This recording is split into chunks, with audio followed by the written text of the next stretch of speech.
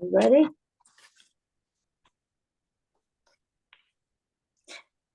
Good evening. This is Dee Talmage. I'd like to welcome you to the Ohio State Medical Association Alliance interview with Joe Rosato. And I'd like to start out by telling you a little bit about myself. I am a graduate of Ohio State University with a degree in education, and I have a master's degree in education with a certificate in guidance and counseling from the University of Toledo. I'm a past president of the OSMA Alliance. I'm a past president of my county alliance in Lucas County. And I was also on the national board for several years. Through OSMA and the alliance and the national group, I learned so much about legislation and the PAC. I was selected to go to several campaign schools where I learned to be a successful candidate. I learned to be a campaign manager. I ran a lot of political campaigns, learned to write speeches, learned public speaking, learned how to fundraise. And I'm very proud to say that I ran in 14 elections. Some were really tough, and I won every single one of them, even the ones I chaired and the ones I ran in. I learned this all through OSMA and the Alliance and all the training I got through the PAC. So I wanted you to know about that, which is why I'm so enthused about it today. And I had the honor of introducing Joe Rosato, who is our Director of Government Relations for OSMA. And I consider it an honor to be able to interview him. Joe is a graduate of Ohio Wesleyan University in the political arena, and he brings his background comes in legislation. He worked with the Restaurant Association, with the bankers, with CPAs, and the state of Ohio. So I'd like to start out by asking Joe to tell us a little bit about his experience that he brings to us, what his job entails, and to explain to us basically what a PAC is. Joe? Yeah, thanks for those kind words, Dee. So yeah, I'm the Director of Government Affairs for the OSMA. What does that mean? I'm essentially day to day are your eyes and ears at the State House. So I'm a lobbyist. I attend committee hearings, interested party meetings. We testify in front of committees as well on pieces of legislation that affect physicians and patients.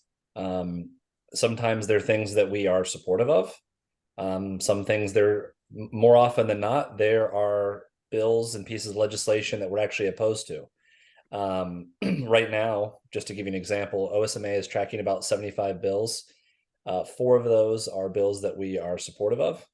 5 are bills that we're supportive of, that we are in coalitions, like-minded groups like ours, the Hospital Association, different patient groups, things of that nature. And there's about 68 bills that we're opposed to. So it's a constant education process to legislators on how these pieces of legislation, impact physicians on a day-to-day basis. And unlike in Washington, D.C., the state of Ohio actually has a lot of authority on physicians. They license them here in the state. The scope of practice lines are decided here in the state. And unlike in Washington, also, Ohio bills pass every day. There's lots of pieces of legislation that pass. Sometimes they can pass in a matter of just a few weeks. So that's why it's really important to have representation down at the State House. And that's what I would say that most of my job is. But we also have to raise money for our political action committee, which is our PAC. And what is the PAC? So the PAC essentially is a way for us to raise money. It's all private. It's individual contributions. So there's no money from corporations or anything like that. So it's money from individuals. Most of them are OSMA members, or sometimes we have Alliance members or med students give money. And then that money, we have a PAC board. And then the PAC board looks at individuals' voting records and where they stand on certain issues, their committee assignments, things of that nature. And then we end up distributing the money to elected officials for them to use for their campaigns. And it's critically important to have like-minded individuals be elected in the state house. Just to give you an example, we're very lucky here in Ohio. There's 132 members of the General Assembly. There's 99 members of the House and 33 of the Senate. We have 4 physicians in the House out of 132, which is fantastic. Most states don't have any. We would be lucky to even have one. The chair of the Senate Health Committee is a physician, and the vice chair of the Senate Health Committee is a physician. So you can imagine that not too many things get through the Senate Health Committee because of that. And that's why it's just really important to basically, we interview individuals too, and they're running for election, and, they have to fill out surveys. And it's just really, really crucial and important that we support those like-minded individuals, because if not, the alternative is it would make my job a whole lot harder if people were not pro-physician and pro-patients here in the state of Ohio. So Dee, does that answer your question? Yes, I was just going to throw out in here. I know you spend a lot of time at the State House. Yeah. Could you? I've always wondered, because sometimes I've telephoned you or something, Yeah. and you've answered from there. Can you tell us about what a typical day would be like there for you? Sure. Well, Dee, if there's not really a typical day. Oh, okay. That was a bad question. Sorry. Yeah, no, I know what you're getting at though. A normal day, if there is such a thing still, a normal day is the legislature is typically in session on Tuesdays, Wednesdays, and sometimes on Thursdays. And throughout the day, they have committee hearings. And so, for instance, tomorrow there's 2 committee hearings that we have to attend. One of which we will be submitting some testimony, just written testimony. And then we will be having some meetings on pieces of legislation with different, not only different elected officials, but also different staff members, the House and Senate, staffers, and just kind of letting them know where we're at on the issues, where we stand, sort of what the process is, what we've done so far, who we've talked to. And I hate to say this, and this, we're called lobbyists for a reason. A big part of what we do also happens in the lobby. We're grabbing people, we're talking to them. You really are in the lobby. Okay. We really are. We're literally in the lobby, outside of committee, outside of session, outside of their offices. And I'd say, a chunk of what we do is kind of unplanned, and it's sort of like, hey, I need to talk to that person. Hey, I need to talk to that person. Or someone will grab us and talk to us about, a piece of legislation, an amendment, a bill, etc. So it's never a dull moment when they're in session. Do you often bring other physicians in to listen to some of these committee hearings? Yeah. Not elected officials, but physicians around the state. Do they come in, or any? Could you add anything? Yeah, that's a good question. We do from time to time bring down physicians, especially to have them testify, or sometimes in interested party meetings. Obviously I'm not a physician. I have a degree in politics and government, so I'm not an expert at all in the clinical aspects of what it is and takes to be a doctor. So yes, we do bring them around quite often. And sometimes they testify in front of committee.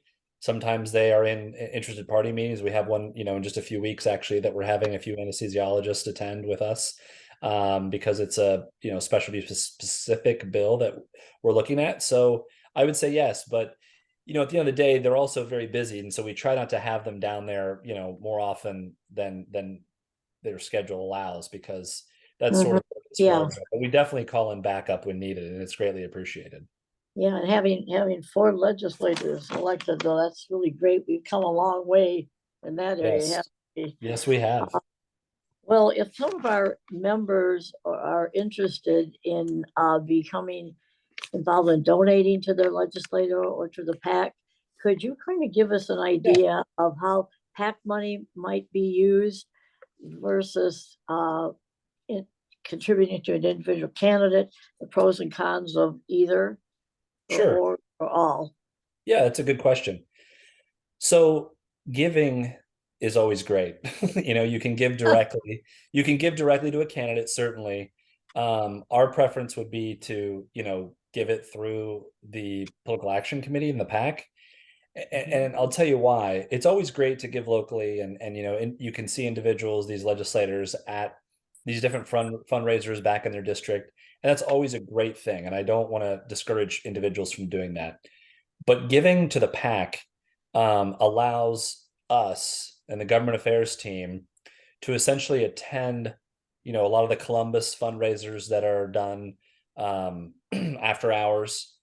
And what it's doing is it's basically when we're handing a check to a legislator from the OSMA PAC, it is letting them know that, medicine, the medical community is supporting them.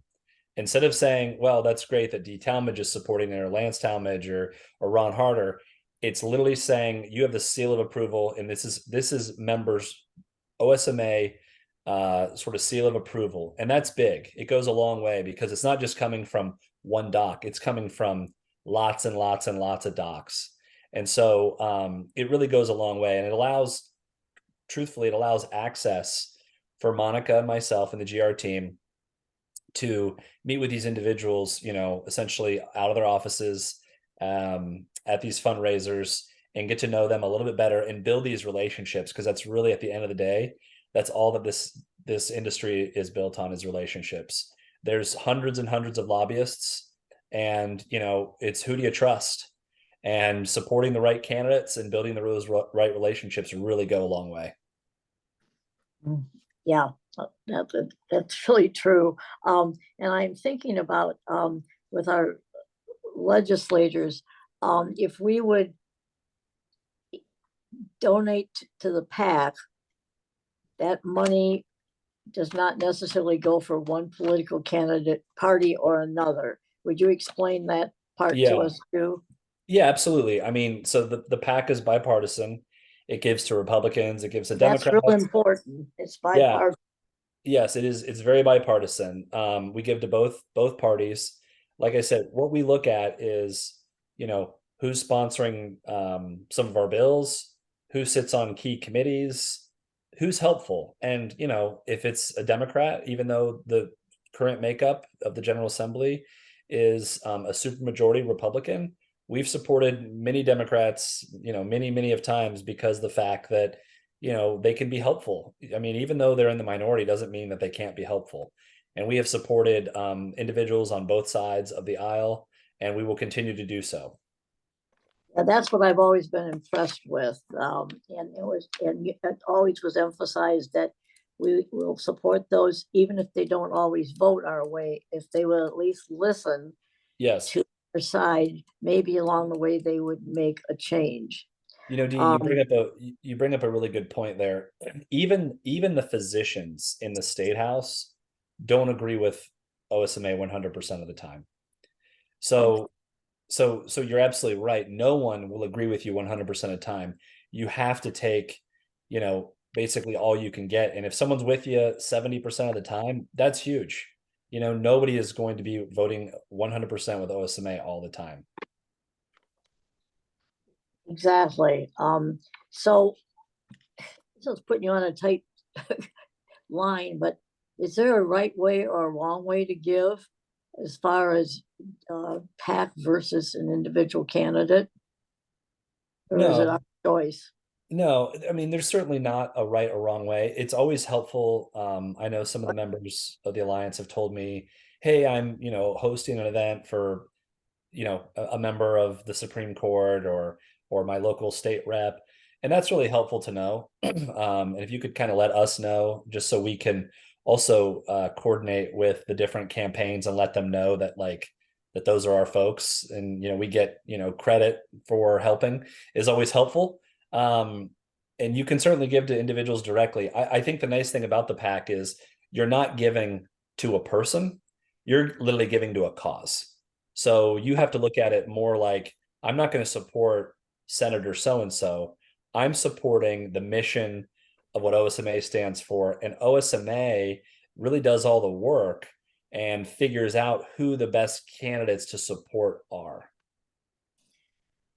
Right, and that's a good way to look at it. So if how do we, if a member of one of our members decides they want to donate to the OSMA PAC? What should they do? Or So options? yeah, the easiest thing, if you are comfortable using the internet, is to go onto OSMA's website, Okay. and maybe we can put the link in as part of this video. And there's a link that under the advocacy tab that says donate to PAC, and you go in there and you put in your, you know, your name, your credit. We can take credit cards, email address, phone number, zip code, and it takes about 60 seconds. That's the easiest thing. You can always, you know, mail checks to OSMA's office. Be sure to make them out to OSMA PAC and not OSMA. But honestly, 99% of our members end up going online and to our website and donating that way. Yeah, and I was thinking about the history of PAC. It's been around since I first became involved, which is a long time ago. Um, could you tell us just a brief history of the PAC? Do you remember about when it started? Because we do have, we've been around a while. I don't know when it started, but it's been around for, over 50 years. Yeah. It's been around a very, very, very long time. So, Mhm. Yeah, um, I feel that it's very valuable. I've over the years followed this. So I was trying to think, is there anything I have missed along the way here, Joe, that you can think of? yeah, I'd like to just say one thing, and it's it's just unfortunate. It's a reality is that elections, like everything, get more and more expensive every year. Yeah, It's sort of like college tuition and healthcare cost. They don't go up 3%. They go up multiple percents. And especially when we're having, Ohio be a battleground state nationally, it just costs that much more to buy TV ads and print, and postage goes up. And so, some of these individuals who are running for some of these offices, even the House races, they're going to be spending $1 million, which is crazy to think about. And so, all the support that we can have is fantastic. And the second thing I would just like to say is that, you know, no donation is too big or too small. I mean, there are limits on how big we can get, but there, you can give $10. You could also give $10 a month. Online, you can set up a reoccurring donation to give monthly if that's something that you're more comfortable with.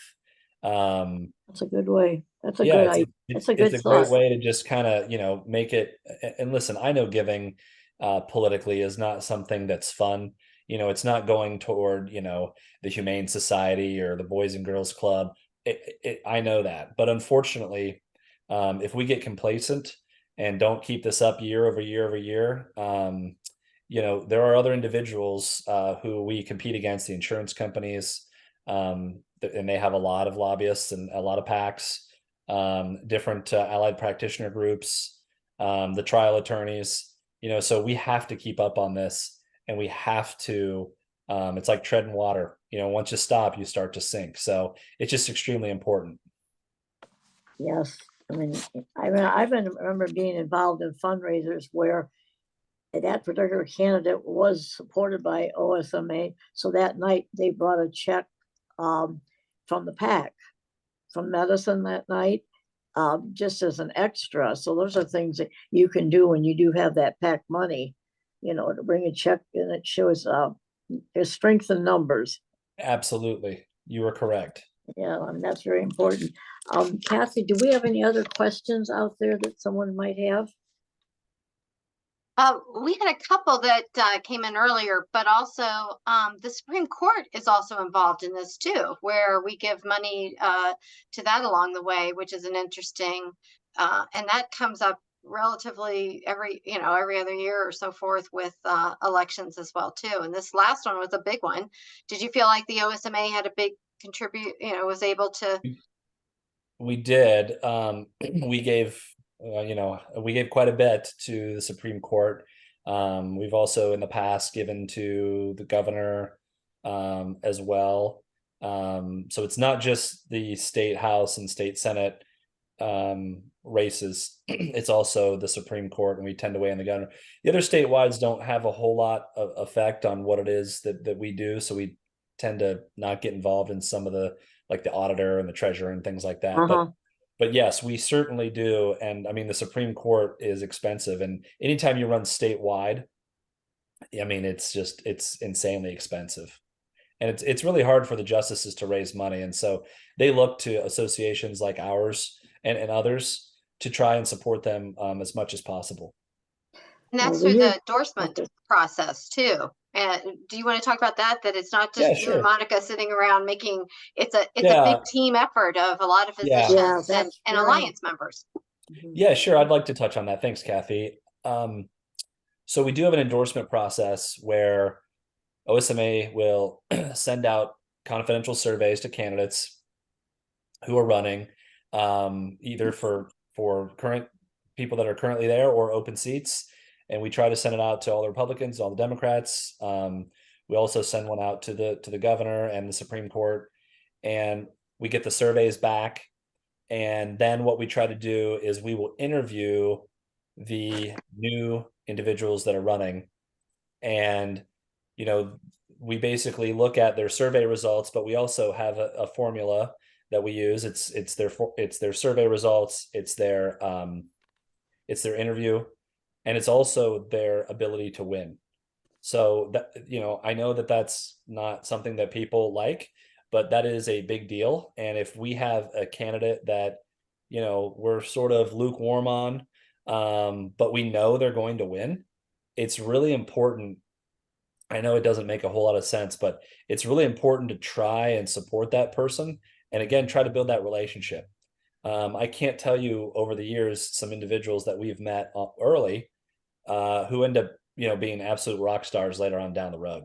And they will not forget that early endorsement. Many, many people do not know anything about our issues. And so we have to also cut them some slack. They have to figure out what the OSMA is and what it is that we're about. And so the ability to win is a big part of that formula.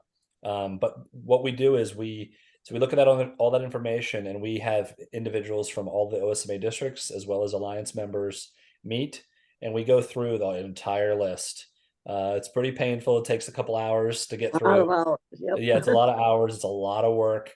We look at current candidates, like what bills they've sponsored, what bills that they've, voted on. And then, we make a determination. And I can tell you that, this last time we endorsed, for instance, Democrat Tim Ryan for Senate. Yep. We endorse Mike DeWine, Republican, for governor. So we try to stay as bipartisan as possible. Yeah, it's a great process, and it's painstakingly a lot of work, but it's well worth it. And the reality is you're never going to make everybody happy, but we try to do our best to let everyone know what OSMA stands for early on in the process. And trust me, they do not forget that. Yes, again, what you say is very, very true. That's very fair. And there's But one alliance member on this committee, and Dee's on this committee now. And that anybody who's interested in being on either legislative committee or the PAC, there's vehicles for alliance members to do that. It's just contacting you and talking to you about their interest. Yeah, or if they're comfortable talking to you, Kathy or Dee, and you guys, obviously we talk more Mhm. often. You and I talk all the Yeah. time, so happy to we welcome new blood and some new thoughts and new ideas. Yes, we really appreciate it, and it's very exciting to do this. Very enlightening. If you share your time with us, Joe, we really appreciate it. Kathy, was there any other chat? Is it true that you can deduct $100 off of your taxes if you give? How Not does to the that work? Yeah, that's a good question. That's not for the PAC. Right, not for the PAC, but Not for the PAC. individually. Right. So if you give to like a statewide, so the Supreme Court or the governor or the auditor, yes, you can deduct $100 from your state of Ohio income tax. It's like a tax credit, I believe. So yes, that is true. It's every year. It's $100. So, if there's somebody that you like to support statewide, governor, Supreme Court, auditor, whoever, again, they have to be statewide. Then yes, you can deduct that from your taxes. I think Okay. the last one was also our candidates. I see a lot of candidates still doing door to door, and I think I've done lots of door to door, and they do not forget you. the candidate, if they Yeah. win, if you've gone door to door, it's a great way to make an inroad, and you really get to know them. And so then when you're part of the PAC process, you can kind of give some insight into that person as well too. If I told you I've knocked on more doors than you can ever imagine. Yes, but I love the political process, and I've really been honored and love being part of the PAC with OSMA. I feel like I've been around for 100 years, but each year is more exciting and challenging. So, Yes, it is. so I think, Joe, if that's all we have, Yeah, well, there thank you. are there any other questions from any attendees? You're very available. If anybody has a question, could they email or text you or call you, Joe? Absolutely. Absolutely. Okay. Anytime. Yes. Okay, that would be great. So, okay, well, thank you very much. Good night, and we'll meet again. Thanks, everybody. Thank you. Bye. Bye.